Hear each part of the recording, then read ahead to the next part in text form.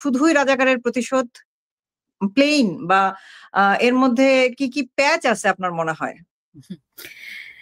এক হচ্ছে রাজাকারের প্রতিশোধ তখনই আমি 100% ধরে নিতাম, তাদের এক ধরনের আত্মতৃপ্তি আপনি বলতে পারেন, যদি এই রায়টা তারা কার্যকর করতে পারতো। ওরা নিজেরাও জানে যে এই রায় আসলে ফুৎ করে উড়ে যাবে কর্পূরের মতো, এবং এর কখনোই তারা এটা মানে তারা নিজেরা জেনে বুঝেই রায়টা দিয়েছে, এত বেশি ফাঁক ফোকর রেখেছে, নাহলে মানে আর একটু স্মার্টলি করা যেত, আর একটু ফাঁক ফোকর কম রেখে করা যেত।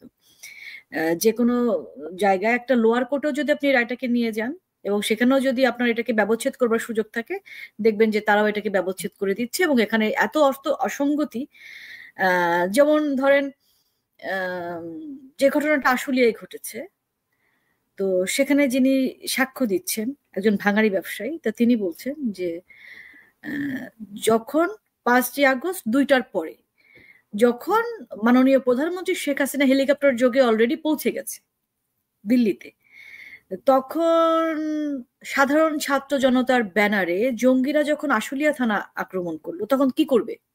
আপনি যদি পেনাল কোডের 96, 97, 99 ধারার দিকে যান, আপনি আত্মরক্ষার জন্য যা কিছু কৃত আপনি করতে পারবেন, সেগুলো কোনোটাই অপরাধ না। আমরা তো দেখেছি যে এই ছাত্র জনতা নামধারী জঙ্গিরা কিভাবে পুলিশদেরকে মেরে মেরে ঝুলিয়ে রেখেছে, কিভাবে মাঝখানে আমি একটু বলি, এই ভাঙারি ব্যবসায়ী যে সাক্ষ্য দিল, সে কিন্তু একবারও বলে নাই যে কি জানি বলে, ওরা শান্তিপূর্ণ মিছিল নিয়ে যাচ্ছিল। সরি, সে এটাই ন্যারেট করছে যে শান্তিপূর্ণ মিছিল নিয়ে যাচ্ছিল, খুবই পলিশড ল্যাঙ্গুয়েজে। বাট আমরা যেটা জানি সেটা হচ্ছে তারা শান্তিপূর্ণ মিছিল নিয়ে যাচ্ছিল না, তারা সরাসরি দেখেছি, তারা সরাসরি থানায় অ্যাটাক করছিল। হ্যাঁ হ্যাঁ আমরা সেই ভিডিও ফুটেজ গুলো দেখেছি না। হ্যাঁ, এবং তারপরে দেখেন, তখন অলরেডি মাননীয় প্রধানমন্ত্রী ভারতে বসে নির্দেশনা দিয়েছেন, নাম্বার 1। নাম্বার 2, আপনি যদি চেইন অফ কমান্ড দেখেন, ওই থানার কোন অফিসারের কি সরাসরি যোগাযোগ করে মাননীয় প্রধানমন্ত্রীর নির্দেশ নেবার সুযোগ আছে কিনা? নাম্বার 2। নাম্বার 3, আপনার যেখানে পেনাল কোডের ধারাতেই আছে, উপধারাতেই আছে যে আপনি এরকম কোন পরিস্থিতিতে শুধু পুলিশ না, যে কোনো মানুষ আত্মরক্ষার চেয়ে যা কিছু করতে পারে সেটা অপরাধ নয়। তাহলে তার জন্য তো তার কারো মানে ঊর্ধ্বতন কর্তৃপক্ষ, তার মানে রিলেটেড একদম নিকটবর্তী, যে তারও কিন্তু পারমিশন নেবার কোনো প্রয়োজন নাই। আর এখানে যদি পারমিশন কারণ নিয়েই থাকে, তাহলে আইজিপি মহোদয়, তাকে আপনি 5 বছরের সাজা দিয়েছেন। আবার এটাও খুব ইন্টারেস্টিং, রাজ সাক্ষীর আসলে 5 বছরের সাজা হতে পারে কিনা। দেখেন, তার মানে কি, আমি আসলে আইনের ধারা সম্পর্কে এতটা এক্সপার্ট না, আপনি আমাদের কিছু ক্লিয়ারলি বলেন যে রাজসাক্ষী হইলেও মানে তার নির্দেশেই যদি হয়ে থাকে, রাজসাক্ষী মামুন সাহেব হইছেন, খুব ভালো কথা, তার কেন 5 বছরের সাজা হবে? তাইলে তার রাজসাক্ষী হয়ে প্রফিটটা কি হইলো? গিভ এন্ড টেক একটা ব্যাপার, রাজসাক্ষী মানে হচ্ছে গিভ এন্ড টেক একটা প্রসেস। প্লেন বাংলায় যেটাকে বলে, আইনের ভাষায় বাদ দিলাম, নর্মাল মানুষের ভাষায় বললে রাজসাক্ষী মানে হচ্ছে গিভ এন্ড টেক একটা প্রসেস। তো সেই প্রসেসে যাওয়ার পরেও যদি তার 5 বছর জেল হয়, আপিলের সুযোগ রেখেছে।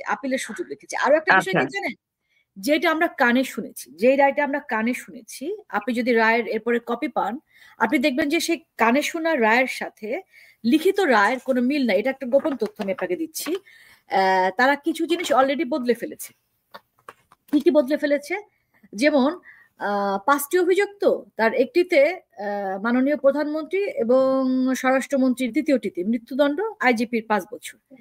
আর একটা আছে যেটা লিখিত দিয়েছে, সেটা হচ্ছে একটাতে ছিল যে স্বরাষ্ট্রমন্ত্রীর কিছুই ছিল না আর কি, মানে তার ব্যাপারে কোনো কিছু লেখা ছিল না, শুধু একজনের জন্য রায়, সেটা হচ্ছে আমাদের মাননীয় প্রধানমন্ত্রীর আমৃত্যু কারাদণ্ড। সেখানে আবার অ্যাড করেছে, সেখানে স্বরাষ্ট্রমন্ত্রীরও যাবজ্জীবন অ্যাড করেছে। এই হচ্ছে বিষয়। আর এটা হচ্ছে পঞ্চম অভিযোগে এটা করা হয়েছে। এগুলো আমরা পরে পাবো। পঞ্চম অভিযোগটা কিন্তু আপু আমার কাছে খুব হাস্যকর লাগছে, যে মুক্তিযোদ্ধার নাতিপুতিরা কোটা পাবে না, তো কি রাজাকারের নাতিপুতিরা পাবে? এটা একটা পলিটিক্যাল স্টেটমেন্ট। সেই পলিটিক্যাল স্টেটমেন্টটাকে আপনারা বিচারে নিয়ে এসেছেন, শুধু বিচারে নিয়ে আসছে। হ্যাঁ, বিচারে নিয়ে আসছে। তাইলে আপু দেখেন, এখানে এইটাই যদি হয়, তাহলে আমাদের আপসী নেত্রী নামে যে উনি পরিচিত, বিএনপির সভানেত্রী, হোয়াট এভার উনি হইতে পারেন, বেগম খালেদা জিয়া যখন বলছিল যে এই চুপ করো, গোপালগঞ্জের নামই বদলায় দিব, গোপালী নাকি? তাহলে এইটার জন্য কি আমাদের আমরা যখন নেক্সট টার্মে আওয়ামী লীগ সরকার গঠন করতে আসবে তখন কি এইটা ওনারেও শাস্তির আদলে আনা যায় না? এটাও তো আমার কাছে মনে হচ্ছে যে শুধু এটা না আপু, আমি আমি আমি বলি, কারণ হচ্ছে উনি যদি এই স্টেটমেন্ট, প্রধানমন্ত্রী শেখ হাসিনার এই বক্তব্যটা যদি উস্কানিমূলক বক্তব্যের কারণে এবং তাকে আমৃত্যু কারাদণ্ড দেওয়া হয়েছে এটা একটা একটা স্টেটমেন্টের কারণে, তাহলে তো খালেদা জিয়ার এই স্টেটমেন্টের জন্য তার অনেক আগেই জেলখানায় থাকা উচিত ছিল। সে তো আপনি পারেনি। আপনি মোহাম্মদ ইউনুসের যে একটা বক্তব্য আছে না, যে ফ্যাসিস্টটা কিন্তু গ্রামে গ্রামেও আছে। হ্যাঁ, গ্রামে গ্রামেও তাদের খুঁজতে হবে, এরকম একটা বক্তব্য দিল না কক্সবাজারের যে। তো তার মানে কি, সে এই আওয়ামী লীগের কর্মী এবং সমর্থকদের হত্যার জন্য তোমরা গ্রামে গ্রামে খোঁজ নাও, সেটাও কিন্তু উনি বলছেন। এবং আপনি দেখেন যে এখানে একটা সেকেন্ডারি সাক্ষ্য হচ্ছে আপনার সেই, নাকি প্রাইমারি সাক্ষ্য হিসেবে ধরেছে, ওটাকে প্রাইমারি সাক্ষ্য হিসেবে ধরেছে, রাইট? সেটা হচ্ছে ইউএন এর সেই ভলকার তুর্কের, যেটা ইউনুস সেন্টারে লিখিত, সেই 1400 জনের, কিন্তু 1400 জন কিন্তু 1 জুলাই থেকে 15 আগস্ট পর্যন্ত, 15 আগস্ট পর্যন্ত। এবং তাহলে আপনি ভাগ করেন 5 আগস্ট দুপুর 2টা পর্যন্ত ভাগ করতে হবে, দুপুর 2টার পর থেকে আবার আরেকটা ভাগ করে ফেলতে হবে, রাইট? কিন্তু আমাদের এই মহামান্য অবৈধ উপদেষ্টা ইউনূস সরকারে বসেই তো 5 থেকে পুরা টাইমটুকু ইন্ডেমনিটি দিয়ে দিছে অলরেডি। তাহলে 5 থেকে 15 আগস্ট পর্যন্ত যারা মার্ডার হয়েছে, একই হত্যাকাণ্ডে আপনি অর্ধেকের জন্য রাখছেন, যেটা 35 দিনে অর্ধেকের জন্য আপনি রাখছেন মৃত্যুদণ্ড, বাকি অর্ধেকের জন্য আপনি রাখছেন বেকসুর খালাস। শুধু তাই না, তাদের নিয়ে কিছু করা যাবে না। হ্যাঁ, এবং তাদেরকে মানে কমপ্লেইনও করা যাবে না এবং তাদের তদন্তও করা হবে না। আমি তো সেটাই বলছি যে রাজাকার বাহিনী খুব ভালো করে জানে যে এগুলো একদম ফুট করে উড়ে যাবে, এগুলোর কোন রকম কোনো গ্রাউন্ড এটা টিকবে না। কিন্তু তাহলে কেন দিয়েছে? তাহলে কেন রায় রায় নাটক? কারণ রায় রায় নাটক এই কারণেই, এই যে এখন যে বন্দরগুলো দিয়ে দিচ্ছে ওনারা, যে এই কারণে আমাদেরকে ব্যস্ত রেখে ওনারা যে দীর্ঘদিন, আপনি মনে করেন ফেব্রুয়ারিতে নির্বাচন হবে? কোন পাগলে মনে করে আপু? একমাত্র বিএনপির পাগলগুলা ছাড়া কেউ মনে করে না, যারা এত টাকা দিয়ে নমিনেশন কিনতেছে, কোটি কোটি টাকা দিয়ে নমিনেশন কিনতেছে। আমার ওদের জন্য খুব মায়া হয় আপু। ঘোষণা করতে হয় 90 দিন আগে। আচ্ছা, আজকে হচ্ছে 19, আমার এখানে 19 তারিখ নভেম্বরের, বাংলাদেশে অলরেডি 19 তারিখ, বাংলাদেশে অলরেডি 20 তারিখ হয়ে গেছে। 20 তারিখ শুরু হয়ে আধা ঘন্টা চলেও গেছে। তাহলে কালকে যদি তফসিল হয় তাহলে আমরা ধরে নিব 20 তারিখে, ফেব্রুয়ারি 20 তারিখে নির্বাচন হবে, রাইট? 21 তারিখে নির্বাচন হবে। আর একটা বিষয় হচ্ছে ফেব্রুয়ারি মাস কিন্তু 28 দিনে, 28 দিনে। কাজে আপনাকে এই নভেম্বর মাসের 28 তারিখের ভেতরে তফসিল ঘোষণা করতে হবে ফেব্রুয়ারিতে নির্বাচন হতে হলে। সো আমাদের হাতে সময় আছে আর 8 দিন, আমাদের খুব বেশি অপেক্ষা করতে হবে না। এই তাইরে নাইরে নাই করে সে সময়টা পাস করবে। আপনি দেখেন যে দুটো বন্দরের অলরেডি লালদিয়া পানগাঁও, হ্যাঁ, এখন লালদিয়া পানগাঁও, ওরা এই ইন্টারিম সরকার আসছে অল্প কিছুদিনের জন্য, তাই না? এই এত অল্প কিছুদিনের জন্য আসা একটি সরকার যার কোনো জনসমর্থন নাই বা সে সুযোগও নাই, সে কি করে 20 বছর 30 বছরের চুক্তি করে? এটা তো তার কাজ না।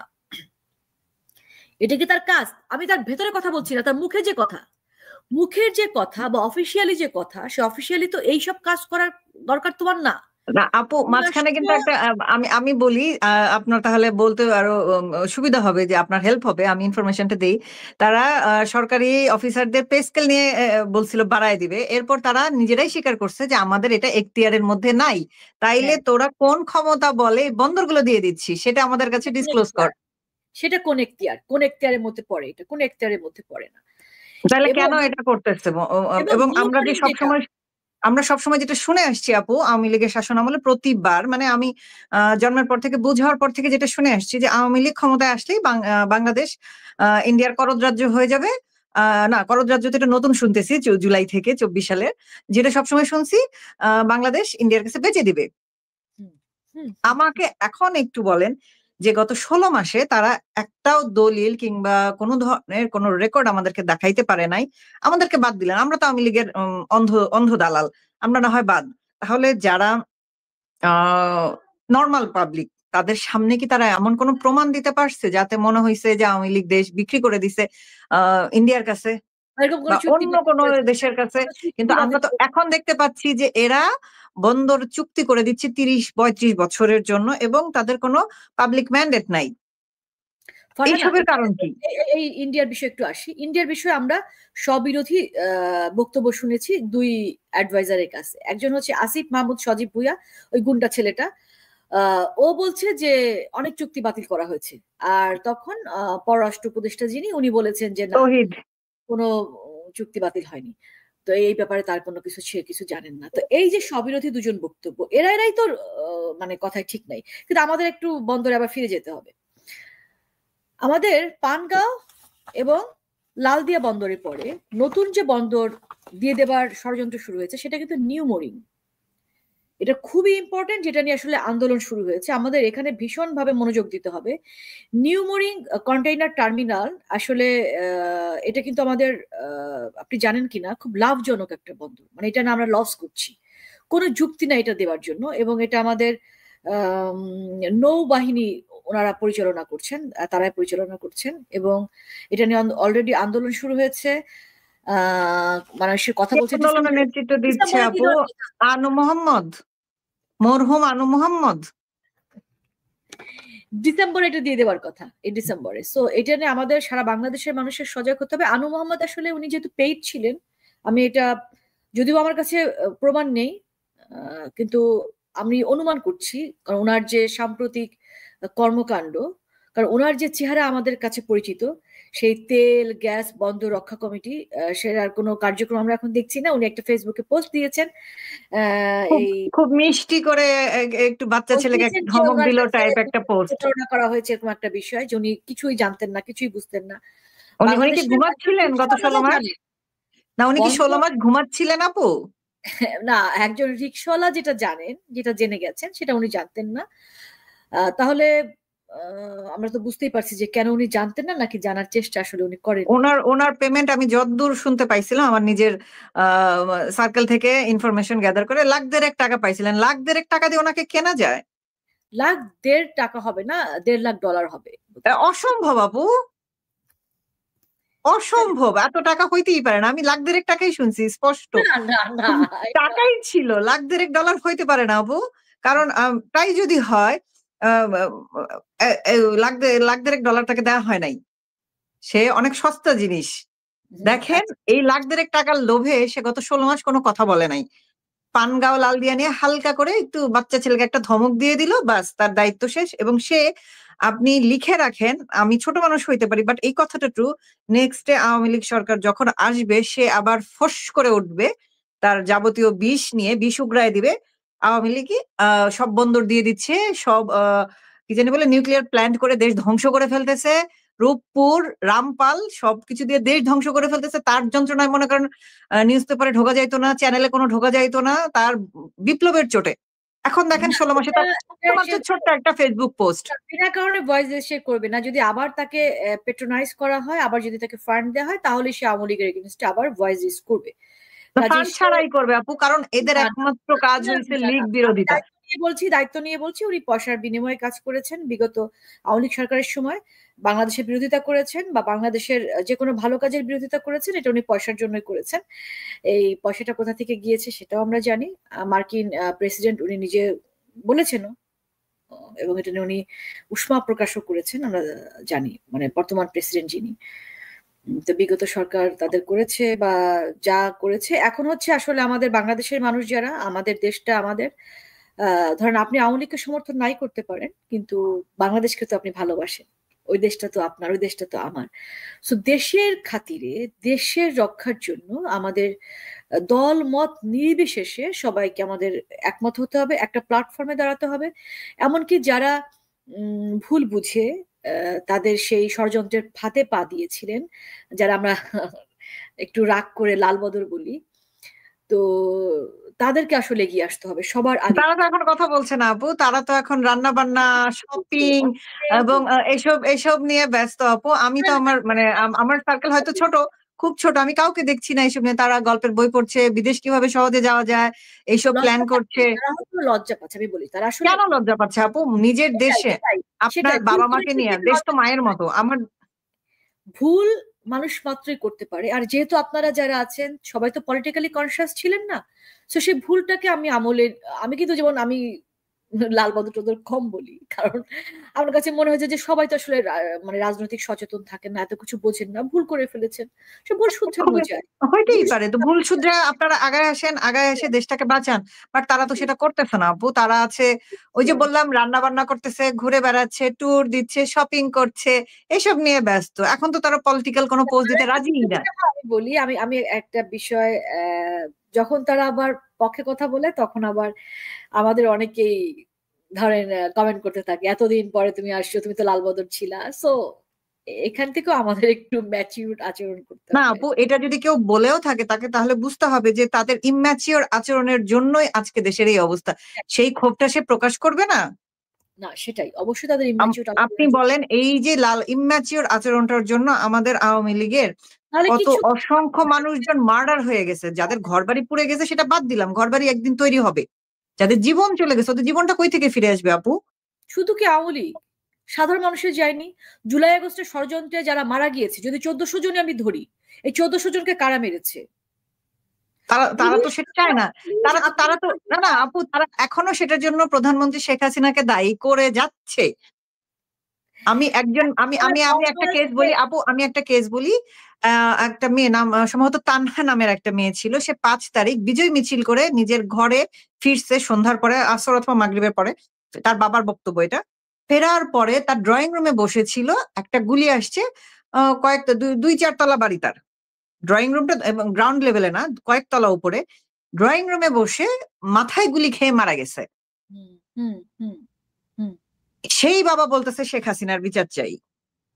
স্টিল না, আমি এটা কালকের ভিডিও দেখছি, বিবিসি ওনাকে বাংলায় এই ভিডিওটা আসছে। আপনি আমাকে বলেন, 5 তারিখ যে বিজয় মিছিল করে বাসায় ঢুকছে, তার মেয়ে মারা গেছে, সে শেখ হাসিনাকে দায়ী করতেছে কোন আক্কেলে? তার বয়স মিনিমাম 60। ওই ওনাকে কি লোকের বয়স মিনিমাম 60। বাংলাদেশে এখন কারো সত্য কথা বলার, যারা ল্যান্ডে বাস করেন, বাংলাদেশের ল্যান্ডে যারা ভূমিতে যারা আছেন, তাদের জন্য ভেরি টাফ সত্য কথাটা বলা। তাহলে আমরা শুনে আসছি গত 16 বছর প্রধানমন্ত্রী শেখ হাসিনার আমলে বাক স্বাধীনতা ছিল না। এখন তো বাক স্বাধীনতা ফিরে আসছে। বাম্পার ফলন হচ্ছে বাক স্বাধীনতার, যার ফলে মনজুরুল হক পান্না, যিনি জুলাই আগস্টে ষড়যন্ত্রে ভুল বুঝে পা দিয়েছিলেন, মানে শেখ হাসিনা সরকার, আওয়ামী লীগ সরকারের বিরুদ্ধে কাজ করেছেন, তিনিও কিন্তু মুক্তিযুদ্ধ নিয়ে একটা সেমিনার করতে যেই গ্রেফতার হয়েছেন। হাফিজুর রহমান কার্জন, লতিফ সিদ্দিকী আওয়ামী লীগ থেকে বহু আগে বহিষ্কৃত, তাদের সবাইকে গ্রেফতার করা হয়েছে। কাজে আওয়ামী লীগ না তো, যে বাক স্বাধীনতার বাম্পার ফলনের একটা মানে চিত্র আমি আপনাদের সামনে তুলে ধরলাম। এবং যেই কথা বলবেন, কারণ অনেকেই অনেক তথ্য আমাদের কাছে পাঠায়, বলে যে আপা এখানে তো আমরা কথা বলতে পারছি না, সো আপনি যদি একটু দেন। ফেসবুকে পোস্ট দেওয়ার ক্ষমতা কারো নেই। কেউ তো বাড়ি, আওয়ামী লীগের নেতা কর্মীরা তো বাড়িতেই থাকতে পারছে না। সাধারণ মানুষ যারা, তারা যে একটা সত্য কথা বলবে সে উপায় কি কারো আছে নাকি? সে না উপায় কারো। তাহলে যে বললেন, এই লাল বদররা যখন দেশ নিয়ে কথা বলতে চায়, তখন যারা উষ্মা প্রকাশ করে, ক্ষোভটা উগরায় দেয়, তাদের ও ক্ষোভটা কেন আপনি বলতেছেন না করে? মানুষ কতক্ষণ মুখে চেপে রাখবে? আমি এই কারণে বলছি, কারণ এখন তাদের তো এটা মানায় নিতে হবে যে আমার ভুল। ইগোটা সাইডে রেখে স্বীকার করতে হবে যে আমার ভুলের জন্য আমরা সমবেতভাবে সাফার করতেছি, সো লেটস অ্যাডমিট দিস। তারা তো হ্যাঁ, এটা করে না, তারা উল্টা বলে আমরা আসছিলাম, আমাদের খেলায় নিচ্ছ না, তোমাদের সাথে আর খেলবোই না। না, অনেকে বলছে যে না, আমি দেখেছি যে তারা বলেছে যে আমরা ভুল করেছিলাম, এবং তারা অনেক অ্যাক্টিভ, এখন কাজ করার চেষ্টা করছেন। এবং শুধু যে সোশ্যাল মিডিয়াতে লিখছেন তা না, বিভিন্ন প্ল্যাটফর্মে যাচ্ছেন, সেখানে আমি বক্তব্য। আজকে এবং অনেকে বলে থাকেন যে সবাই যদি ভুল বুঝে সঠিক রাস্তায় ফিরে এসেই থাকেন, তাহলে তারা কেন আওয়ামী লীগের হয়ে পক্ষ হয়ে এবং শেখ হাসিনাকে দেশে ফেরানোর পক্ষ নিয়ে রাস্তায় নামছেন না? কেন না, এই যে আওয়ামী লীগের পক্ষ, সবাই আওয়ামী লীগ করবেন না, আওয়ামী লীগের সবাই প্রয়োজন আওয়ামী নেই। লীগ করবে না। বাংলাদেশের সবাই পক্ষে, আওয়ামী লীগ করবে না। বাংলাদেশের পক্ষে থাকেন, জাস্ট আমি কি বলছি, একটা নির্দিষ্ট উদ্দেশ্যে এক প্ল্যাটফর্মে দাঁড়ানো। তার মানে হ্যাঁ, এই না যে আপনাকে আওয়ামী লীগ হয়ে না না, যেতে হবে। সবাই আওয়ামী লীগ কেন করবে? 16 বছর সবাই অনেক আওয়ামী লীগ করছে আপু, এখন আর দরকার নাই। আবার একটু আসি, জুলাই আগস্টে আপনি একজনের যে মেয়েটার নাম বললেন যে বাসায় এসে জাস্ট হয়েছে, সে তারপরে মারা গিয়েছে। আপনি দেখেন, জুলাই আগস্টের এই জঙ্গি হামলায় যদি আওয়ামী লীগ তাদের প্রতিপক্ষকে ভ্যানিশ করবার জন্য, মানে আন্দোলনটাকে দমানোর জন্য কাউকে হত্যা করে, আমি দলের খাতিরে ধরছি, কাকে হত্যা করবে? যে এইখানে অ্যাক্টিভ রোল প্লে করছে, রাইট? আচ্ছা, কোনো সমন্বয়ক মারা যায় নাই, না, নাম্বার ওয়ান। টপ নাম্বার টায়ারের কেউ যায় নাই। শিশু মারা যাবে কেন ঘরের মধ্যে বসে থেকে? না ৫ তলায়, তাও ৫ তলায়, ৪ তলায়, ৬ তলায়। হ্যাঁ, এবং শিশু এবং এবং তাই এবং বলে আপনি শিশু খেয়াল মারা করছেন, যাবে কেন? রিকশাওয়ালা মারা আপু যাবে আপনি কেন? খেয়াল করছেন সাধারণ যে সাধারণ জনতা মারা যাবে কেন? কারণ সাধারণ জনতাদের মেরে ফেলা হয়েছে। কেন মেরে ফেলা হয়েছে? যাতে এই যে আন্দোলনের স্পিরিট এটা ছড়িয়ে পড়ে সব জায়গায়, সাধারণ জনগণের ইমোশনটাকে অ্যাড করা যায়, অ্যাড করে দ্রুততম সময়ে পাকিস্তান বাহিনী, জঙ্গি বাহিনী তাদের যে উদ্দেশ্য সেটা সিদ্ধি লাভ করে। রাইট? রাইট। নাহলে আমি আমি আমি কাকে মারবো? আমি আমার প্রতিপক্ষকে মারবো। হ্যাঁ, আমি তো ফারহানা ইন্দ্রাকে মারবো না। ফারহানা ইন্দ্রাকে মেরে তো আমার লাভ নাই, ও তো আমার।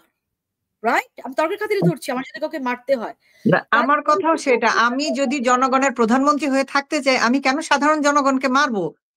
এবং এমন এই না যে জিনিসটা কেন ওরা বুঝতে পারে না?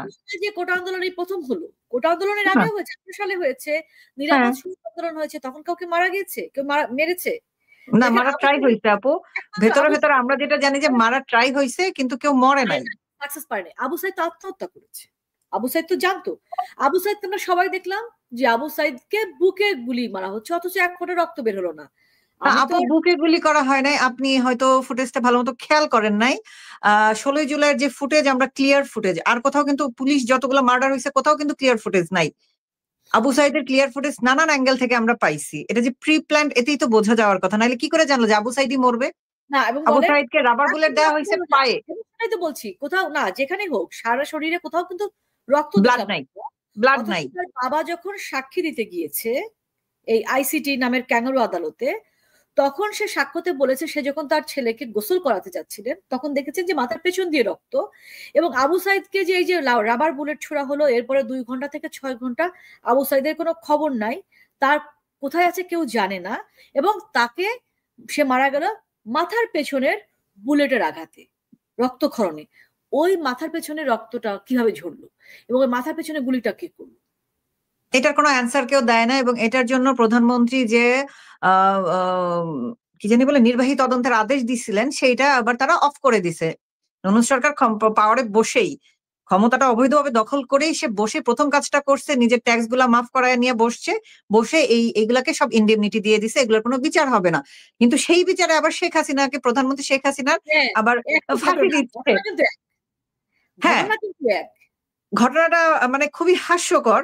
আপনি আপনি যেটা বললেন যে এই কি বলে এটাকে? আবু সাইদকে রাবার বুলেট ছোড়া হইলো পায়ে। সে লাফায়, লাফায় দেখলাম পড়ে গেল। বুকে হ্যাঁ, গুলি করলে ১ম কথা হচ্ছে লজিক্যালি যদি আপনি বলেন যে আপনি এই যে বললেন যে সাধারণ জনগণ মারা গেছে। ৫ তলায় বারান্দার প্যারালাল গ্রিল ছিদ্র করে ছিদ্র বা সেই ছবিটা মাথায় পোস্ট ঢুকছে। করেছে। আর যদি ওপর থেকে বা নিচ থেকে গুলি করে, এটা অ্যাঙ্গেল অনুযায়ী যাবে। এরকম প্যারালাল হবে না। তার মানে হচ্ছে সেম লেভেলে থেকে কেউ স্নাইপিং করছে। এই একদম, জিনিসটা বাঙালি একদম। জাতির মাথায় কেন ঢুকলো না?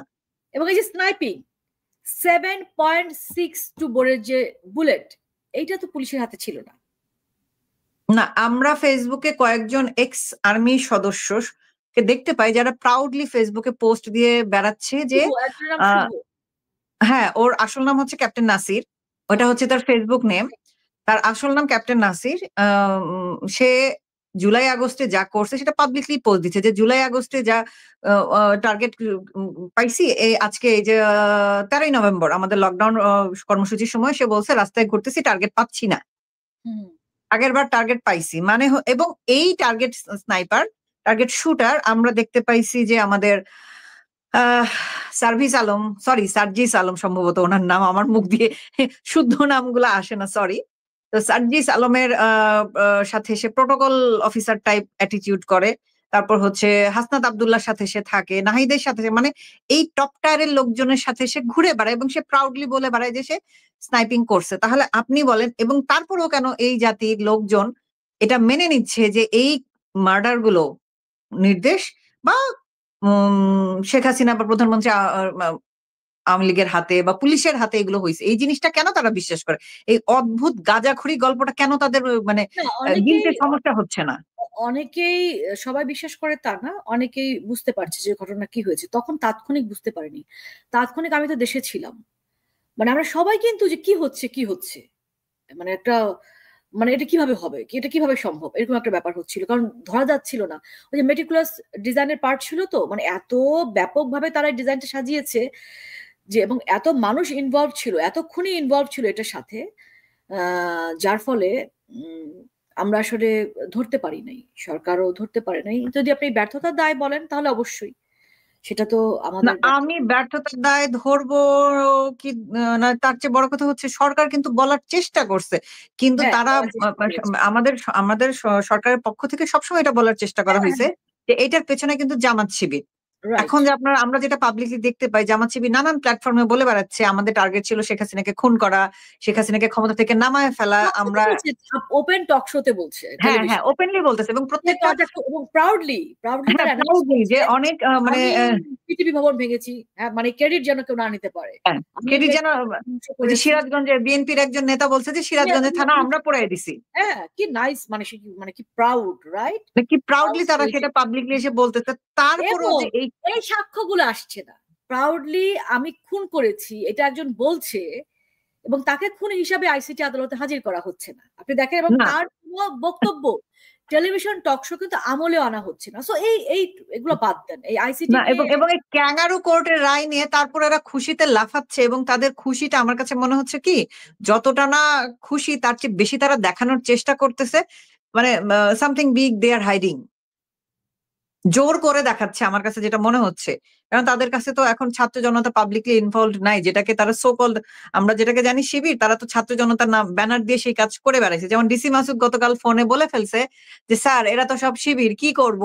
হ্যাঁ, হ্যাঁ, হ্যাঁ, মানে যেহেতু প্রথম ভেবেছে ছাত্র জনতা বলে চালায় দেওয়ার কোনো স্কোপ হ্যাঁ ছিল। হ্যাঁ, হ্যাঁ, কিন্তু তো যখন পরিচয় পাইছে এরা রেকর্ড শিবির করে তখন ফেলেছে বলছে এদের তো অন্যভাবে ডিসমেন্টাল করতে হবে। হ্যাঁ, ওটা রেকর্ড করে ফেলেছে অন্য লোকজন। হ্যাঁ, এখন আজকে দেখলাম সে ব্যাখ্যা দিতে আসছে, আমি আসলে এইভাবে বলতে চাই নাই, আমি আসলে কানের পেছন দিয়ে ভাত খাচ্ছিলাম, আমি সামনে দিয়ে খাচ্ছিলাম না। হ্যাঁ, ওনার পুরো ভিডিওটা এক্সপ্লানেশনটা আমি দেখেছি, পুরো ভিডিওটা দেখলাম। উনি বলছেন যে কেউ যে রেকর্ড করে ফেলবে এটা তো সে বুঝে নাই, বেচারা, বেচারাটা বিব্রতকর অবস্থায় পড়েছে। আমরা তার জন্য মানে সরি ফিল করছি যে আচ্ছা আপু, এই ক্যাঙ্গারু কোর্টের এই রায়টা কি আওয়ামী লীগের ভাবমূর্তি ইন্টারন্যাশনালি কোনো ইফেক্ট ফেলবে, আপনার কি মনে হয়? ও নো, আমি জাস্ট পাত্তাও দিচ্ছি না, ও সবাই জানে। আমি মানে এটাকে পাত্তা দেবার কোনো কারণই নাই, কোনো সুযোগও নাই। এটাকে আমলে নিলেই বরং একে সম্মানিত করা হবে।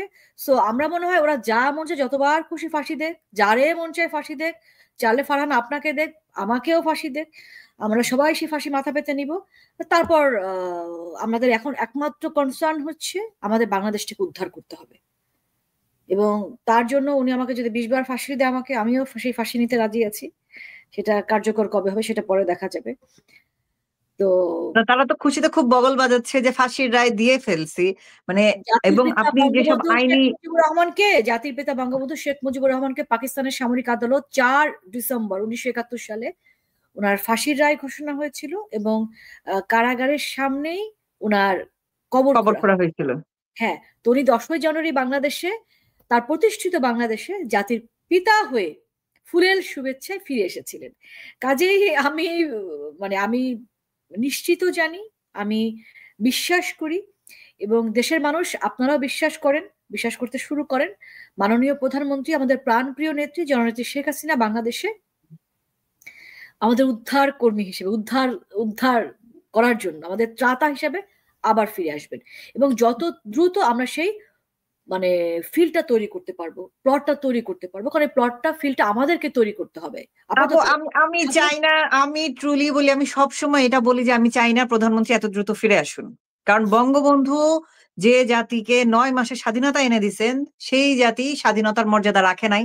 তাদের কাছে মনে হয়েছে যে আমরা পাকিস্তানে আমলে ভালো ছিলাম, বঙ্গবংশে এই এই শেখ মুজিব, এই মুজিব লোকটা আমাদের এই পাকিস্তান থেকে আলাদা করে আমাদের বুক ভেঙে ফেলছে।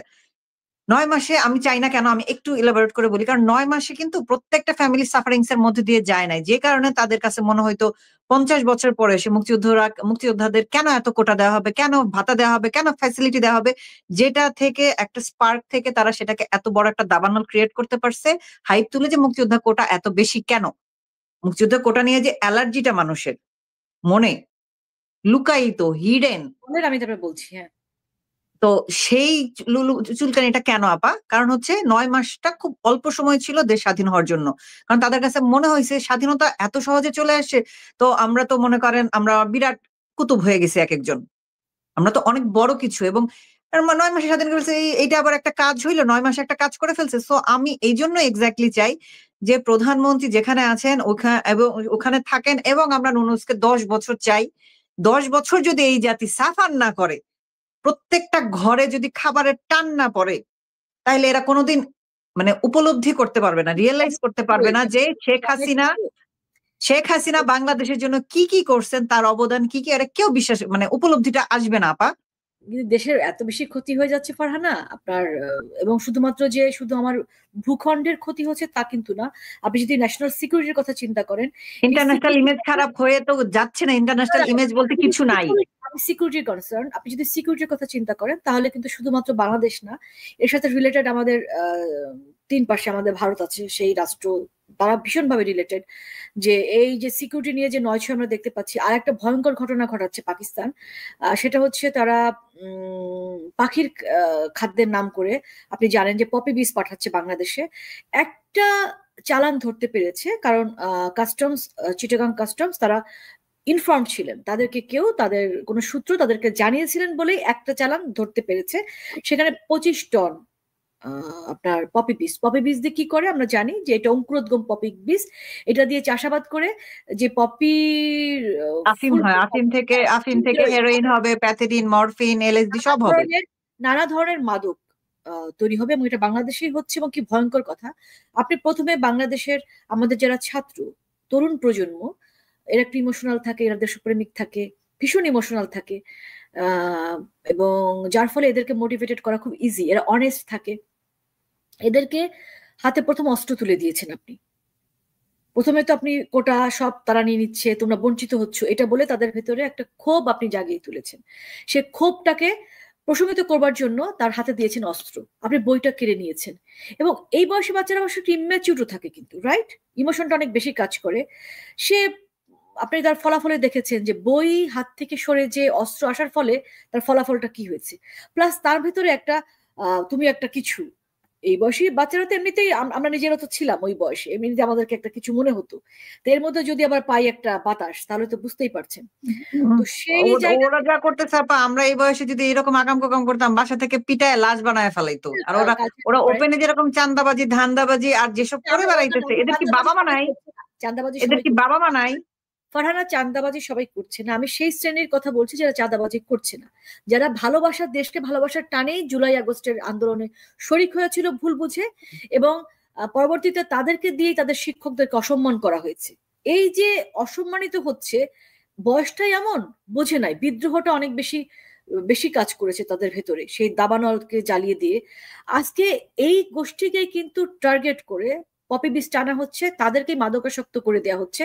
দেখেন, মাদ্রাসা ছাত্ররা কিন্তু এর মধ্যে ইনভলভ না। এই মাদক কারা গ্রহণ করবে? এই আমার জেনারেল এডুকেশনের ছেলেমেয়েরা করবে। শিক্ষকদেরকে কারা অসম্মানিত করেছে? এই জেনারেল এডুকেশনের ছেলেমেয়েরা করেছে। আপনি তাদেরকে, এই গোষ্ঠীটাকে আপনি নিঃশেষ করে দিচ্ছেন, ধ্বংস করে দিচ্ছেন। তাহলে কি বাংলাদেশটাকে আপনারা কি শরিয়া আইনের দিকে নিয়ে যাচ্ছেন? মানে জামাত বা এই নামধারী যে বাকি 7 সংগঠন আছে, তারাও তো আসলে আলটিমেটলি ওগুলো জামাতেরই সাইড চিক আর কি। তো এরা কি করবে জানেন? যদি দেশটায় শরিয়া আইন চালু করতে পারে তাহলে তো পারলো, তারা ফুল সাকসেস। আর যদি না পারে, তাহলে সেই 1971-এর 14ই ডিসেম্বরের মতো বুদ্ধিজীবী হত্যার মতো করে আমাদের তরুণ প্রজন্মকে একদম, আমি গুলি করে মারলাম না, আমি মাদকাসক্ত করে মেরে দিলাম, হাতে মারলাম না ভাতে মারলাম টাইপ ব্যাপার। আপনি আপনার বাংলাদেশ মুখ থুবড়ে যাবে। আপনার শক্তি কি? আমি কিন্তু এখন আর শক্তি নাই, আমার বয়স তো 45 আপ। যারা এর নিচে 40-এর নিচে যারা, তাদেরই কিন্তু এরা আসলে টার্গেট করেছে। এবং এই পরিস্থিতি থেকে দেশটাকে উদ্ধার করবার জন্য সেই ছাত্র যারা আপনারা ঝাঁপিয়ে পড়েছিলেন দেশ রক্ষার জন্য, এখন দেশ আসল রক্ষা করেন, এখন হচ্ছে দেশ রক্ষার সময়। তখন ভুল করেছিলেন, এখন আর ভুল করার সুযোগ নেই। এখন সবাইকে একটা প্ল্যাটফর্মে দাঁড়াতে হবে। আওয়ামী লীগ করতে হবে না, কারো রাজনীতি করতে হবে না, এটা দেশে আপু বাংলাদেশ এটার কথা আমি যখন যেটা বলতে নিয়ে স্কিপ হয়ে গেল, সেটা হচ্ছে আজকে সম্ভবত দেখলাম যে জয় বাংলা গানের সাথে টিকটক করতে গেছিল। টিকটক করার ফলে একটা বাচ্চা ছেলেকে, 18 নিচে বয়স, ডেফিনেটলি বাচ্চাই বলবো, তাকে অ্যারেস্ট করছে। আপনি বলেন এই অবস্থায় দেশের মানুষ কিভাবে কথা বলবে? না, কথা যখন একজনকে অ্যারেস্ট করবে, দুজনকে অ্যারেস্ট করবে, একসঙ্গে যখন লাখো মানুষ দাঁড়িয়ে যাবে, একসঙ্গে যখন সবাই দাঁড়িয়ে যাবে, এটাই হচ্ছে ব্যাপার। সংগঠিত হতে হবে। সে সংগঠিত আপনি কিভাবে হবেন? এটা আমি এখানেই বলি, একটু গেরিলা কায়দায় হতে হবে। না, গেরিলা কায়দায় অস্ত্রবাজি আমি করতে বলবো না কাউকে। আমি বলবো আপনারা আপনাদের এই মেসেজটা ছড়িয়ে দেন, মানুষকে জানান, প্রতিটা মানুষ ডোর টু ডোর জানান, আড্ডার মধ্যে জানান, দোকানে জানান, খেতে বসে জানান, গোসল করতে যেয়ে জানান, মানে মানে পুকুরে সাঁতার কাটতে যেয়ে জানান, আপনি যখন কৃষি কাজ করেন তখন আপনি জানান আপনার এই ঘটনাগুলো বাংলাদেশে কি ঘটছে। এই যে নিউ মর্নিং, সেটা চিটাগাং রাইট টার্মিনাল, হয়তো আমার জেলা গোপালগঞ্জের মানুষ সেটার আজটা এখন অনুভব করতে পারছে না। আমি আমার জেলা জাস্ট নাম বলছি, অন্যান্য জেলার মানুষ অনুভব করতে পারছে না। এটাকে তো শুধুমাত্র বন্দর, একটা যে বন্দরটা লাভজনক বন্দর, আমি তাকে কেন দিয়ে দিব? তার মানে কি এখানে আসলে আমি এক্সেস দিচ্ছি। কাদেরকে এক্সেস দিচ্ছি? আমি কোনো পরাশক্তিকে আমি এক্সেস দিচ্ছি। এর ফলে কি হবে? বাংলাদেশটাকে আজীবনের জন্য আমি হাতছাড়া করে ফেলবো। আপনি কি সবার সাথে যুদ্ধ করতে পারবেন? আপনি সবার সাথে যুদ্ধ করতে পারবেন না। হয়তো পারবেন, তাতে কি আরো অনেক বেশি মানুষ হতাহত হবে না? তো তার আগে আমরা কেন ঐক্যবদ্ধ হচ্ছি না? আমি প্রকাশ্যে মিছিল করতে হবে না আপনার এই মুহূর্তে। আপনাকে গোপনে সংগঠিত হয়ে যান, আপনার চেইনটা তৈরি হোক, এবং ক্রাইসিসে যে নেতৃত্ব দেয় সেই হয় নেতা। আপনার কোনো নেতার প্রয়োজন নাই তো, কারোর নির্দেশনা দেবার প্রয়োজন নাই। না, আপনি ওই যে বাম্পার ফলন বললেন না বাক স্বাধীনতার, এখন কেউ ধরেন কারোর সাথে কারো পার্সোনাল কোনো ইস্যুতে হয়তো ঝগড়াঝাটি ছিল, তাকেও মানুষজন এই যে বলতেছে আওয়ামী লীগের দোসর, ফ্যাসিস্টের দোসর। আওয়ামী লীগ তো এখন নিষিদ্ধ দল, আপনার তো জানাই আছে। হ্যাঁ, নিষিদ্ধ দল বলে কারো উপর দায় চাপায় দিয়ে পুলিশ দিয়ে হ্যারাস করায় দিচ্ছে। এখন মানুষ যে আপনি বলে আওয়ামী লীগ হইতে হবে না, ডেফিনেটলি আওয়ামী লীগ হইতে হবে না, বাট একটা ব্যানার তো লাগে। আপনি যে বারবার বলতেছেন একটা প্ল্যাটফর্ম, সেই প্ল্যাটফর্ম সামাজিক যে মানুষ, আওয়ামী লীগের সামাজিক আছে, মানুষ। হ্যাঁ, তো সেই আওয়ামী লীগ যে আমাদের এই যে কর্মসূচি যে দিচ্ছে, কর্মসূচিতে মানুষজনের অংশগ্রহণ, আহ এটাকে কিভাবে আমরা মানুষজনকে ইনভলভ করব? এরা তো মনে করেন কথাই বলতে দিচ্ছে না, একটা টিকটকের জন্য অ্যারেস্ট করে নিয়ে যাচ্ছে, এটা ভাবা যায়? আমি প্রথমে প্রকাশ্যে কথা বলতে চাই না।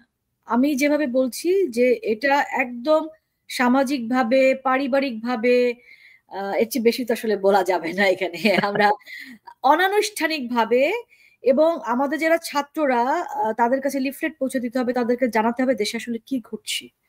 অনেক বড় বড় ইস্যু, বা সবাই রাজনৈতিক সচেতন না, সবাই হয়তো জানেন না, তাদেরকে জানাতে হবে। এটার জন্য আমার মিছিলের প্রয়োজন নেই, আমার রাস্তায় মিছিল করতে হবে কেন? আমি, এবং যারা আওয়ামী লীগের সাথে সম্পৃক্ত ছিলেন না বা যাদের চেহারা চেনে না, আওয়ামী লীগের কিন্তু কর্মীও আছে, সমর্থক আছে, 5-6 কোটি, 4-5-6 কোটি হবে। তাদের একটু অগ্রণী ভূমিকা পালন করতে হবে, একদম দেশের স্বার্থে ভাই, একদম দেশের স্বার্থে। হ্যাঁ, আওয়ামী লীগের অনেকেই কিন্তু, অনেকের প্রতি আমি নিজেই তো অসন্তুষ্ট ছিলাম। আমি নিজে কিন্তু অসন্তুষ্ট ছিলাম। আজকে আমি তাদের সাথে কথা বললাম, কারণ মানে আমি এর চেয়ে বেশি খুলে বলবো না, যে অনেক সিনিয়র নেতৃবৃন্দের গ্রুপিং ট্রুপিং ছিল, এই গ্রুপকে দাবিয়ে রেখেছে। হয়তো কিছু দুর্নীতিও হয়েছে। আমি বলবো না যে, অস্বীকার করবো না যে হয়নি, আবার আমি বলবো না যে হয়েছে, আমি হয়তো বলছি আপু, যেখানে কোথাও গ্রোথ হয়েছে। হয় সেখানে 2% থেকে হ্যাঁ, 5% একটা কিন্তু দুর্নীতি হয়। এই এটা দুর্নীতির ইন্টারন্যাশনালি মানে কি বলবো, আন্তর্জাতিকভাবে স্বীকৃত। এটা দুর্নীতি, যেখানে গ্রোথ হবে সেখানে দুর্নীতিও হবে, দুইটা পাশাপাশি চলবে। আমি বলি যে আওয়ামী লীগের এই যে 5-6 কোটি মানুষ, তারা সবাই দুর্নীতি করেনি। না, হাতে গোনা 2-4 জন, হাতে গোনা 2-4 জন। অপরাধ সবাই করেনি, হাতে গোনা 2-4 জন। আপনি যদি বলেন মাস্তানি, মাস্তানিও সবাই করেনি, হাতে গোনা 2-4 জন। রাইট? এবং আপনি দেখেন, আমার ওখানে দেখেছি যে অনেকে আওয়ামী লীগ থেকে আবার কেউ কেউ চলে গেছে। কারা গিয়েছে? তারা একসময় বিএনপি ছিল, তারা একসময় জামাত ছিল। এরা হচ্ছে always government party, present government party, PGP. এই পিজিপিরাও কিন্তু অনেক ডিস্টার্ব করে। হ্যাঁ, পিজিপিরাই আমাদের দলে ঢুকে অনেক ধরনের এই ধরনের অপকর্মগুলো করেছে। এখন সেই দায় আমি নিব, যে আমি তাদেরকে এক্সেস দিয়েছি কেন। হ্যাঁ, সেই দায় থেকে ভাই মাপ চাচ্ছি, মাপ চেয়ে যা ভুল হয়েছে, যা অপরাধ হয়েছে ক্ষমা করার মাধ্যমে, কারণ ভুল হয়েছে, অবশ্যই কাজ করলে ভুল হয়, আমাদের ভুল হয়েছে, যে কাজ করে তারই ভুল হয়, যে কাজ করে না তার কোনো ভুল হয় না। সরকারের ভুল হয়েছে, কিন্তু তারপর আপনাকে স্বীকার করতে হবে মাননীয় প্রধানমন্ত্রী জননেত্রী শেখ হাসিনার হাত ধরেই বাংলাদেশটা মন্দা থেকে আজকে মধ্যম শ্রেণীর একদম অর্থনৈতিক দিক দিয়ে যদি দেখেন সেই পর্যায়ে কিন্তু চলে যাচ্ছিল, সেই পর্যায়ে চলে যাচ্ছিল। একটা অর্থনৈতিক বলেন, সামাজিক বলেন, রাজনৈতিক বলেন, একটা গ্রোথ কিন্তু হয়েছে, একটা ডেভেলপমেন্ট কিন্তু হয়েছে, এবং বাংলাদেশটাকে নিয়ে আপনি নিশ্চিত হয়েছিল আপু, এটা পাস্ট টেন্স, হয়েছিল। আপনার দেশটা, আপনি নিশ্চিত ছিলেন যে আপনার দেশটা হাতছাড়া হচ্ছে না, আপনার দেশটা বিদেশিরা নিয়ে যাচ্ছে না, আপনার দেশটায় এই পপি বীজ বপন করা হচ্ছে না। খুব ইম্পর্টেন্ট থিং, পপি বীজ একটা ছোট্ট পপি না, পপি বীজ শুধু পপি বীজ নয়, এই বীজটা কিন্তু বপন হয়নি গত 17 বছরে। গত 17 বছরে ধান বপন হয়েছে, গম বপন হয়েছে, শাকসবজি বপন হয়েছে, কৃষিক্ষেত্রে বাম্পার ফলন হয়েছে, বাম্পার। আমরা খাদ্য ঘাটতির দেশে ছিলাম, আমরা খাদ্য উদ্বৃতের দেশে পরিণত হয়েছি, আমরা খাদ্য রপ্তানি করেছি। এক্স্যাক্টলি আপু, আমাদের মনে করেন যে বাংলা একটা প্রবাদ আছে কিন্তু, অলস মস্তিষ্ক শয়তানের আড্ডাখানা। যে কারণে মনে করেন পেটে ভাত ছিল, ঘরে কারেন্ট ছিল, হাতে বছরের প্রথম দিনে বই ছিল, সবকিছু হাতের নাগালে ছিল, যে কারণে কোনো স্ট্রাগল ছিল না এই জেনারেশনটা। তাদের কাছে মনে হয়েছে যে এই যে একটা হিরোইজম দেখানোর চান্স আসছে, লেটস ডু ইট। কেন মাংস নিয়ে আপনি আন্দোলন দেখেননি? ওটা তো প্রথম আলোর প্রচার ছিল আপু। মানতে হবে যে মানুষ কখন মাংস নিয়ে আন্দোলন করে, যখন তার পেটে ভাত, যখন ডাল, সবজি সব আছে, ডিম থাকে ঘরে, সবজি থাকে, ডাল থাকে, তখন মনে হয় মাংস খাবো। জানি আমাদের আমাদের ছোটবেলায় পোলাওর ডিমান্ড ছিল, আমরা যখন ছোট পোলাও খেতে হবে, হ্যাঁ কোরমা খেতে হবে, আমাদের বাচ্চারা পোলাও দিলেও খায় না, কারণ এই ডিমান্ডটা নাই, ও ফুলফিল হয়ে গেছে। ও বলে যে এখন সাউথ কোরিয়ান খাবার রান্না করে দাও, আমি পারি না, আমি ইউটিউব থেকে দেখে শেখার চেষ্টা করছি, চাইনিজ শিখে ফেলছি। হ্যাঁ, ওরকম মানুষ কখন ডিমান্ড করে? হ্যাঁ, যখন তার অঢেল সময় থাকে, যখন তার করার কিছু থাকে না, তার কাছে মনে হয় আরো অনেক কিছু লাগবে। হয়ে গিয়েছে বেসিক ডিমান্ড, যখন ফুলফিল হয়েছে, নিড এন্ড ডিমান্ড ফুলফিল হয়ে গেছে, এখন তার লাক্সারি দরকার। একদম। তাহলে এইটাই চিন্তা করেন, আমিও আন্দোলনটাকে পজিটিভলি নেই, যে আপনি চিন্তা করে দেখেন যে মাংসের জন্য কিন্তু আপনি আন্দোলন করেছেন, এখন তারা ভাত ডালের জন্য আবার আন্দোলন শুরু করতেছে। হ্যাঁ, এখন কিন্তু মানুষের পেটে ভাত নাই। আপনি যে বললেন প্রধানমন্ত্রী আমাদের এই উন্নয়ন করেছেন, এখন সেগুলো হয়ে যাবে পাস্ট টেন্স, উনি এগুলো করেছিলেন, কারণ ওখান থেকে অনেক ধাপ নিচে চলে গেছে বাংলাদেশ। যে স্পিডে বাংলাদেশ আগাচ্ছিল, তার আন্দোলনে যারা ছিল তারা কিন্তু লোডশেডিং ছিল না, লোডশেডিং কি জানি না। আমরা ছিলাম, আমাদের সময় ইলেকট্রিসিটি আসতো 1 ঘন্টা 2 ঘন্টার জন্য। আমরা যখন হলে ছিলাম ইউনিভার্সিটিতে, আমাদের মোমটা হচ্ছে ভেরি কমন থিং, থাকতে হবে মোমবাতি। তারপর আমরা একটা চার্জার লাইট কিনলাম, তাও চার্জ দিয়ে কুলানো যায় না, কারেন্টই থাকে না, আপনি চার্জ দিবেন কখন? এমন কারো হাতে নাই যার ঘরে 2-4টা হাত পাখা না ছিল। আমাদের হলে হলে প্রত্যেকের একটা হাত পাখা ছিল, রাইট? এবং ঘুমের ঘরে অভ্যাস ছিল, আমরা ঘুমাতাম আর হাত নড়তো। This is the real fact. আপনি তো হলে ছিলেন, আপনি পাবলিক থেকে পড়ছেন, আমি তো প্রাইভেটে পড়ছি। আমাদের ক্লাসরুম গুলো কিন্তু কাঁচ ঘেরা, সেগুলো কিন্তু জানালা নাই, একদম বদ্ধ। কারেন্ট চলে যাওয়া মাত্র এসি অফ, ওখানে কোনো ফ্যান নাই। আপনি বোঝেন যে 20 মিনিট পরে ওই রকম সাফোকেটেড একটা রুমে আমরা কিভাবে ক্লাস করছি। এবং আপনি প্রাইভেট ইউনিভার্সিটির এই যে পড়েছেন, প্রাইভেট ইউনিভার্সিটি প্রতিষ্ঠিত হয়েছে কবে? আওয়ামী লীগ সরকারের সময় শুরু হয়েছে, রাইট? আমাদের সময় শুরু হয়েছে, আপনি দেখেন ওই সময় থেকে শুরু হলো, বাকি সবাই ইউনিভার্সিটিতে পড়তে পারছে। সেশন জট ছিল ঢাকা ইউনিভার্সিটিতেই, আমি আমার ইউনিভার্সিটির কথা বলছি, এক একজনের 7 থেকে 8 বছর লাগতো আন্ডারগ্রেড শেষ করতে। হ্যাঁ, আমরা ছোটবেলায় এটা দেখছি। আমরা যখন ছোট প্রাইমারিতে পড়ি, গল্প শুনতাম যে অমুক আপু, অমুক বাসার আপু পাশ করে মানে এত বছর ধরে ভার্সিটিতেই পড়তেছে, ওনার পড়া শেষ হচ্ছে না। সেই সেশন জট আওয়ামী লীগ সরকার এসে ক্লিয়ার করে দিল যে একটা মানুষ অনার্স কমপ্লিট করেই বিটিএস এ বসতে পারে আপু। এই কারণে আমাদের যারা বন্ধু, আমাদের যারা ব্যাচে, আমরা যারা একই সাথে এইচএসসি পাস করেছি, তারা এবং তাদের সিনিয়র যারা, তারা অনেকে দেখবেন ভারতে পড়াশোনা করেছে, প্রচুর একটা বিশাল গোষ্ঠী। হ্যাঁ, কারণ শুধুমাত্র সেশন জটের, আমাদের পর থেকে দেখবেন ভারতে স্টুডেন্ট সংখ্যা খুবই কম গেছে। কারণটা কি? ওই সেশন জটটা তো আর ছিল না। সো আমাদের সেশন অনেক জটটা ক্লিয়ার হয়ে গেছে যে ওরা জানতেছে যে ইউনিভার্সিটি 3.5 বছরে অনার্স কমপ্লিট হয়ে যাবে, সে চাকরিতে ঢুকতে পারবো। যে কারণে দেখেন এই যে আপনি বললেন যে যখন মানুষের পেটে ভাত ডাল মাছ থাকে সে মাংসের আন্দোলন করে, দেখেন যখন সেশন জট ক্লিয়ার হয়ে গেছে তারা কোটার নামের মানে কোটা সংস্কার চাই নামক অ্যালার্জিটা মানুষের মনে ঢুকায় দিয়ে মানুষকে মাঠে নামায় দিছে এবং নিজেরাই মানুষ মার্ডার করে সেই দায় প্রধানমন্ত্রী শেখ হাসিনার উপর এবং আওয়ামী লীগ দলের উপর চাপায় দিছে। এটা একটা অদ্ভুত বিষয়। এবং এই কোটার প্রসঙ্গে আবার আসি, আপনি যদি মনক্ষুণ্ণ থাকেন যে না এত পার্সেন্ট কোটা দিচ্ছে, যেহেতু মুক্তিযুদ্ধের স্পিরিটটা যদি আপনার ভিতরে না থাকে, ওই ইমোশনটা যদি আপনার ভিতরে কাজ না করে, আচ্ছা আপনি অসন্তুষ্ট হয়েছেন মানছি, যে হয়তো আপনি ভাবছেন যে ওর কোটার কারণে আমি বঞ্চিত হচ্ছি, আমি হয়তো একটা চাকরি পাওয়া থেকে বঞ্চিত হব। আজকে 24-এ এই ষড়যন্ত্রকারী যারা, তাদেরকে যে কোটা দেয়া হচ্ছে, এবং কোটা মানে কি, কত ধরনের কোটা, তাহলে এই বিষয়ে আপনার মন্তব্যটা কি? আপনি বুঝতে পারছেন যে আপনাদের কি পরিমাণ বোকা বানানো হচ্ছে? এবং আপনাদেরকে লাশের উপর দাঁড়িয়ে, আপনাদের লাশের উপর দাঁড়িয়ে, আপনাদেরকে লাশ বানিয়ে আজকে কারা বেনিফিটেড হচ্ছে? আপনি মুগ্ধর ভাই স্নিগ্ধ নাকি স্নিগ্ধর ভাই মুগ্ধ, আমি জানি না কার ভাই, মানে একজন আর কি বেঁচে আছে। বললেই হয় আপা, সবগুলাই এক। আপনি দেখেন যে তার ভাইয়ের মৃত্যুর সবচেয়ে বড় বেনিফিশিয়ারি কে, এবং সে বেনিফিট, এবং সে এমপি ইলেকশন পর্যন্ত এখন করে ফেলছে। আপনি দেখেন চিন্তা করে। এবং বাকি যাদের দেখছেন, এই যে আজকে সার্জিস টার্জিস যারা আজকে বেনিফিটেড কারা, এই সমন্বয়কারীরা, কই তারা তো কেউ মারা যায়নি। তারা মারা যায়নি কেন? তারা কেন আওয়ামী লীগ করতো তাকে টার্গেট করবে? তারা আপনাকে লাশ বানিয়ে, আজকে তারা আপনাকে লাশ বানিয়ে আজকে শত শত হাজার কোটি টাকার মালিক হয়েছে তারা। এবং আপনারা দেশে থাকবেন, তারা কেউ দেশে থাকবে না। পূর্ব তিমুর বলেন আর অন্য জায়গায় বলেন, তাদের কিন্তু প্লট রেডি, তারা কোথায় চলে যাবে, সেখানে টাকা অলরেডি পাচার করা হয়েছে, তারা কিন্তু গ্রুপ ধরে চলে যাবে। আপনি যে বোকা হয়েছেন, আপনি আমার ছোট ছাত্র ভাইটি, আপনি দেশে থেকে যাবেন এবং দেশটাকে কঙ্কালসার করে ফেলছে। এই দেশে আপনি কি করবেন? আপনার তারাই নাকি বিকল্প। আমরা তো দেখলাম আমি কে তুমি কে বিকল্প বিকল্প বলে তারা গত বছর চিৎকার করছে, এই বছর তাদের চিৎকারের আওয়াজ তো শুনতে পাচ্ছি না। তারা আসমানও কাঁপে না আপা। ছাত্র আমি বলি, ভাষা পরিবর্তিত হয়, এটা আমি মানি। সে আলিয়ে কালিয়ে বাটরুন ঢেলা তা দেখে কানহ বিমনা ভইলা, সেই ভাষায় কিন্তু আমি রুমা কথা বলিনি, রাইট? তো আমাদের যারা পরের জেনারেশন, কিন্তু কিছু বিষয় আছে কানে লাগে, যে অশালীন ভাষায় স্লোগান দেয়া হয়, এটা স্লোগানের ভাষা হওয়া উচিত না।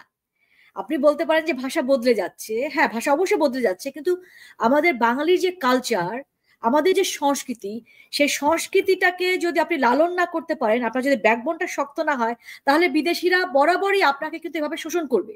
সেই 200 বছরের যে জঞ্জাল, সে ব্রিটিশ শাসনের কথা বলছি, ইস্ট ইন্ডিয়ান কোম্পানি, সেইখান থেকে আমাদের যে চাকর প্রবৃত্তি, সেখান থেকে বেরিয়ে আসতে হবে। বাংলাদেশের অনেক বাঙালির অনেক গৌরবোজ্জ্বল ভূমিকা আছে। আমাদের সাবকন্টিনেন্টে যদি আপনি নোবেল লরিয়েটদের কথাই ধরেন, 8 জনের মধ্যে 4 জন বাঙালি। তার মানে কি আমাদের মেধা, আমাদের যোগ্যতা, আমাদের নিজস্ব সংস্কৃতি, আমাদের নিজস্ব ভাষা, আমাদের 4 জনের মধ্যে থেকে একজনকে বাদ দেওয়া যায় না। আমাদের ভাষা, আমাদের খাদ্য, আমরা কিন্তু মানে প্রাউডলি এগুলো আমাদের পোর্ট্রে করার সময় এসেছে। আমরা আমাদের পরবর্তী প্রজন্ম যারা, আপনাদের কাছে আমরা তাকিয়ে আছি, আপনি কেন নোংরা ভাষাটাকে আমদানি করছেন? আমার সংস্কৃতি হচ্ছে আমরা বড়দেরকে, আমরা কাউকে নাম ধরে ডাকি না। ধরেন রাস্তা দেখা হলো, একজনের নাম ধরেন মিস্টার কুতুব, আমি কিন্তু বলবো আঙ্কেল বড় হইলে, রাইট? চাচা, মামা, খালা, আমি অথচ তাকে আমি চিনি না, কিছু একটা অ্যাড্রেস করব, কিছু একটা অ্যাড্রেস করব। নিদেন পক্ষে কিছুই যদি না পারি ভাই বলি, ভাই বলি বা আপা বলি। এটা হচ্ছে আমার সংস্কৃতি। I am very much proud of it. মানে আমার এত ভালো লাগে। বাট তারা তো এটা নিয়ে প্রাউড না আপা। এই যে আপনি 24 সালে, ফারহানা বুঝতে হবে, আমার 2 ছেলে, আমার ছোট ছেলে তো এখানে মিডল স্কুল শেষ করে হাই স্কুলে, বড় ছেলে হাই স্কুল শেষ করে এখন ইউনিভার্সিটিতে। তো দুটো বাচ্চাই ওদের যে মূল্যায়ন করা হাই স্কুলে, একটা হচ্ছে তাদের আচরণ, দুটোই একদম 100-এ 100। কারণটা কি? কারণ ওরা তো বাংলাদেশ থেকে পড়ে এসছে, সো ওরা তো টিচারের সামনে এরকম করে থাকে, হ্যাঁ, ওই নম্র ভদ্র, ওরা তো পা তুলে বসতে পারে না, পারেই না, ওর ভেতর থেকে আসবেই না। বা টিচার কিছু বললে তাকে নাম ধরে ডাকে, যদিও এখানকার কালচার অনুযায়ী মিস্টার অমক। তো ওই কারণেই মানে এরা মুগ্ধ হয়ে যায় যে, এবং এই যে ধরেন জাপানিজরা, তাদের যে আচরণ, তারা কি বদলে গেছে নাকি? খুব ভালো নম্র ভদ্র তারা আচরণ। তো জাপানিরা তো তাদের নিজেদের কালচার যেভাবে পারে ওভাবেই প্রমোট করে, কিন্তু আমাদের এখানে দেখেন হিজবুতি বলেন জামাতি বলেন, ওরা কিন্তু কখনো বাঙালি কালচার নিয়ে প্রাউড না। সে তো বাঙালি কালচারের না, সে তো বাঙালি কালচারটাকে ওন করে না, সে তো ধারণ করে না। তারা 25 সালের পহেলা বৈশাখের আগ পর্যন্ত তারা এই যে পহেলা বৈশাখের যে আনন্দ শোভাযাত্রা, মঙ্গল শোভাযাত্রা র্যালিটা বের হতো, এটা নিয়ে খুবই প্রটেস্ট করতো। 25 সালে দেখলাম আমরা তারা ব্যাপক উৎসাহ উদ্দীপনার সাথে সেটা সেলিব্রেট করতেছে। এই অথচ তো 1 বছর আগ পর্যন্ত আমরা দেখলাম এটা প্রতি না, পহেলা বৈশাখের আগে এটা নিয়ে একটা কনসার্ন প্রধানমন্ত্রী শেখ হাসিনার যে আমরা মঙ্গল শোভাযাত্রা করবই, তারা দিবে না। এবং এটার কারণটা কি জানেন আরো কেন? আপনি যদি মোনামির কথা ধরেন, মোনামি শিবির না, জামাত না, মোনামি পোশাক, মোনামি কি হিজাব পরছে, মোনামি কি ফুল হাতার ব্লাউজ পরছে বা সে কিরকম কাভার করছে? মোনামি তো কাভার করছে না, তো মোনামি কি জামাত নয়? জামাত হচ্ছে এখন তাদের উদ্দেশ্য সফল করবার জন্য এই আমার আপনার লেবাস ধরে আমাদের মাঝখানে আসবে। কেন? জামাত শিবিরের বর্তমান যে নাইবে আমির ডক্টর শফিক, উনি কি জাসদ ছাত্রলীগের ছিলেন না? সিলেট মেডিকেল কলেজে জাসদ ছাত্রলীগের একজন 1 বছর পরেই কি করে ছাত্র শিবিরের সভাপতি হয়ে যায়? তার মানে কি উনি গুপ্ত হয়েছিলেন। মোনামি আমাদের ভিতরে গুপ্ত ওদের হয়ে আছে। কাজই গুপ্ত হয়ে থাকা আপা। কাজে ওই যে কথায় আপনি যে পহেলা বৈশাখের কথা বলবেন, আমি আবার বলছি আমাদের যারা দর্শক আছেন, পহেলা বৈশাখ পালন করবে, পহেলা ফাগুনও পালন করে ফেলতে পারে, কপালে লাল টিপও দিয়ে ফেলতে পারে, কিন্তু তার জন্য আপনার ভুল বোঝার কোনো আর সুযোগ নাই। এরা কিন্তু এদের উদ্দেশ্য সফল করবার জন্য তারা যে কোনো ধরনের লেবাস তারা ধারণ করতে পারে। কারণ এখন কি শিবির দাঁড়িয়ে রাখে নাকি? না, এখন কোন শিবিরই দাঁড়িয়ে রাখে না, তারা সুন্দর প্যান্ট শার্ট টাই কোট পরে ঘুরে বেড়ায় খুবই স্মার্টলি। আপনার সাথে হাত ধরে নাচবে, হ্যাঁ, হাত কোনো ধরে নাচবে। সমস্যা নাই। উনি এটাকে এভাবে নিচ্ছে যে আমি আমার বড় সাকসেস বা আমার উদ্দেশ্য সাধন করার জন্য আমি একটা স্যাক্রিফাইস করছি, এটাকে তারা স্যাক্রিফাইস হিসেবে ধরছে। যেমন ঢাকা ডাকসুর আমরা দেখলাম যে জুমা, সে ইলেকশনে জেতার আগে হিজাব পরলো না, ইলেকশন জেতার পরে সে হিজাব পরে চলে আসলো এবং ফুল কাভার। আর একজনকে আমরা দেখলাম ডাকসুর সদস্য রাফিয়া, তার যে মুখের ভাষা, ও আমার এলাকার আপা, লেবাস, আমার জেলা ময়মনসিংহ এর মেয়ে। মুখের ভাষা এবং লেবাস মানে ভীষণ ভাবে কিন্তু কনফ্লিক্ট করছে, রাইট? একটির সাথে আরেকটার কোনো পরিপূরক না। তো এটাই হচ্ছে আসলে আদতে তারা। এবং তার যে উগ্রমূর্তি ঠিক আছে, যদি তার মনে হয় তার বিরুদ্ধে অন্যায় করা হচ্ছে, সে উগ্রমূর্তি ধারণ করতেই পারে, কিন্তু সে আমি ভাঙবো, আমাকে ভাঙতে দেবে না কেন? এই যে আরেকটা বিষয়, এই যে 32-এর একটা কঙ্কাল পড়ে আছে, 32 তো আসলে একটা আদর্শ, 32 আমার বুকের ভেতরে, 32 তো চাইলে আপনি ভাঙতে পারবেন না। 32 18 কোটি মানুষের বুকের মধ্যে আছে, আর আপনি কয়টা বুলডোজার দেশে বুকের ভেতরে সেই আদর্শ আপনি ভেঙে চুরে চুরমার। গতকাল একজন আমাদের ফারহানা, যেটা করা হয়েছে সেটা হচ্ছে সাধারণ লোকজন তো ফুঁসে উঠেছে, তাদের তো আর ভাল লাগছে না, সে তো এখন রাস্তায় আন্দোলন করতে পারবে না, সবাইকে ধরে নিয়ে যাবে, তো বাড়ির পাশে আছে গ্রামীণ ফোন বা গ্রামীণ ব্যাংক, তো পারলেই তো সে ওটাকে ধ্বংস করে দিতে পারে, আসা যাওয়ার পথে টুক করে দিল মেরে। সেটা থেকে রক্ষার জন্য, শুধুমাত্র গ্রামীণকে রক্ষার জন্য এই 32 রক্ষার নাটক করেছে ইউনূসের সেনাবাহিনী, ইউনূসের পুলিশ বাহিনী। তবে হ্যাঁ, পুলিশ বাহিনী আপনার ভেতরের কথা আমি জানি, আপনার রক্তক্ষরণ আমি ফিল করি, আপনার সহকর্মীকে যেভাবে মেরে ফেলা হয়েছে, আপনি তো মানুষ, আপনার ইউনূসকে সমর্থন করার কোনো কারণ নাই, চাকরি বাঁচাতে হয়তো আপনি কাজ করছেন। সেনাবাহিনীর সবাইও দায়ী না, তাদের হৃদয়ে রক্তক্ষরণ হচ্ছে, যে পরিমাণ অসম্মান করছে এই হাসনাতরা, যে পরিমাণ গালিগালাজ করছে আমাদের সেই মানে দেশপ্রেমিক সেনাবাহিনীর বিরুদ্ধে, তাতে কি তাদের রক্তক্ষরণ হচ্ছে না? কিন্তু আপনাদের আসলে এক হয়ে যেতে হবে, এক হয়ে এই মোহাম্মদ ইউনূসের বিরুদ্ধে আমি এক প্ল্যাটফর্মে দাঁড়াতে। আপনার কথার সূত্রে যেটা বলতে চাচ্ছিলাম যে আমাদের গতকালকে এই যে 32-এর সামনে একজন আর্মি অফিসার বুঝাচ্ছিলেন অন্যদেরকে যে আপনি যেটা বললেন যে 32 তো বুকের ভেতর, সে এটা বুঝাচ্ছিল অন্যদেরকে যে আপনি তো এই বাড়িটা ভেঙে লাভ নাই, আপনি তো এই আদর্শ ভাঙতে পারবেন না। আমার কাছে মনে হলো যে এইটা মানে 32 সেভ করার জন্য তাদের দরদ এত উতলায় উঠতেছে কেন এতদিন পরে? এতদিন তো ভাঙছে, ওটা দাঁড়ায় দাঁড়ায় দেখছে হুট করে, তো এইটাই হচ্ছে আসল কাহিনী, তারা গ্রামীণ সেভ করতে চাচ্ছে এনি হাউ, যে কারণে এই পাবলিক সিম্প্যাথিটা গেইন করার চেষ্টা। গ্রামীণ সেভ করতে চাচ্ছে, তারপরে প্রবর্তনা সেভ করতে চাচ্ছে, শস্য প্রবর্তনা সেভ করতে চাচ্ছে, তারপর আমরা জানি যে তাদের বাড়ি ঘরও হয়তো সেভ করতে চাচ্ছে। হ্যাঁ, বেলার বাড়ির সামনে দেখলাম ককটেল ফুটলো। একটা প্রত্যাশা করি না আমি খুনের বিরুদ্ধে খুন, ভাঙচুরের বিরুদ্ধে ভাঙচুর, আমি আসলে সব ধরনের সহিংসতার বিপক্ষে থাকা একজন একেবারেই অহিংস মানুষ, প্রচন্ড গান্ধীবাদী মানুষ একদম। আমি আমি আমি মানুষকে মানে কেউ যদি ভুল বোঝে তাকে আমি মোটিভেটেড করতে চাই, আমি তাকে বোঝাতে চাই, আমি কথা দিয়ে, আমি যুক্তি দিয়ে, ভালোবাসা দিয়ে আমি সবাইকে এই প্ল্যাটফর্মে আনতে চাই। কিন্তু সবাই তো আমার কথা শুনবে না, কথা হচ্ছে এইটা, এটাও তো সত্যি, তাই না? হ্যাঁ, এটাও সত্যি আপু। এখন একটা কথা হচ্ছে, আওয়ামী লীগের মধ্যে আমরা যারা দেখি ছাত্রলীগকে মাঠে যেভাবে অ্যাক্টিভ দেখি, সেইভাবে যুবলীগ, স্বেচ্ছাসেবক লীগ, আওয়ামী মহিলা লীগ সহ অন্যদেরকে আমরা কেন অ্যাক্টিভ দেখি না? এইটার ওই কি যে কারণ? ওই যে বয়স, ওই যে বয়স, এখন যৌবন বয়স যার, হলে কি সবাই স্লো এখন হয়ে যায়? যৌবন যার, যুদ্ধে যাবার তার শ্রেষ্ঠ সময়। আমি রুমা যদি দৌড়াইতে যাই, আমার তো একটু পরে আমি হাঁপায় যাবো, আমি টায়ার্ড হয়ে যাবো। হ্যাঁ, আমরা যারা একটু এক্সারসাইজ করি তারা মোটামুটি একটু দৌড়াতে পারবো, সবাই তো করে না। না, আমি এখনো দৌড়াইতে মানে এই পারবো না, যে কারণ আমার হচ্ছে লিগামেন্ট ছেঁড়া, সো আমার এই যে কষ্ট হয়ে যাবে। এই জন্য আমি আমি আমাদের নেতা কর্মী যাদের সঙ্গে কথা হয়, আমি প্রত্যেককে বলি যে ভাই প্লিজ 40 মিনিট সবাই দৌড়াবেন, 40 মিনিট দৌড়াবেন। যাদের সামর্থ্য আছে সম্ভব একটু গ্রিন টি খাবেন, একটু টক দই খাবেন, একটু এরকম বলি আর কি, শাকসবজি খাবেন। তো মানে একটু ফিটনেসটাকে ধরে রাখার চেষ্টা, এটা আমি আওয়ামী লীগের শাক সবাইকে সবজি বলি। যে খাবে আপু, এই যে শীত আসছিল গত বছর, আমরা যেটা জানি, আমরা ছোটবেলা থেকে যেটা দেখে বড় হয়েছি, যে রোজাটা 10-12 দিন করে আগায় আগায় ঘুরে ঘুরে পুরো বছরে চলে আসে। আমি যখন ছোট 30 বছর আগে, তখন দেখছি যে শীতকালে রোজা হয়। শীতকালে রোজা হয়, তখন ফুলকপি পাওয়া যায়, বাঁধাকপি পাওয়া যায়। এখন যদিও হাইব্রিড কারণে, বিটি বেগুনের কারণে সারা বছরই ফুলকপি, বাঁধাকপি, বেগুন আমরা খেতে পাই। হুম, হুম। কিন্তু গত বছর সবাই খুব উচ্ছ্বসিত ছিল এই নিয়ে যে শীত এইবার রোজায় সবজির দাম অনেক কম। এটা আমরা একটা ট্যাগ লাইন দেখতাম, সবজির দাম অনেক কম। কিন্তু সেই সবজির দাম সামার আসতেই দেখা গেল যে সবজির দাম নরমাল হয়ে গেছে। এখন তো মানুষ আর কথা বলে না। এখন আর বলে না যে ইউনূস এসেই সবজির দাম কমায় ফেলছে। না, আপনি যে এই যে সবজি খাইতে এইটাই, বলতেছেন, এই যে ১০০ পয়েন্টটা, ১৫০ টাকার নিচে কোনো সবজি দেশে নাই। যেমন হিজরি যে বছরটা সেটা কিন্তু সৌর বছরের চেয়ে ছোট, কারণ ওটা তো চাঁদ দিয়ে গণনা করা হয়, রাইট? হ্যাঁ, আমাদেরটা হয় হচ্ছে বাকিটা হয় সূর্য দিয়ে, ওটা হয় চাঁদ দিয়ে, যার ফলে ওটা কিন্তু ডিউরেশনটা কম, যার ফলে এই যে আমরা এক এক সিজনে রোজা পাই, হ্যাঁ। তখন আমরা এটার কারণে হয়। তো সেই হিসাবে তো শীতে তো সবজি হবেই।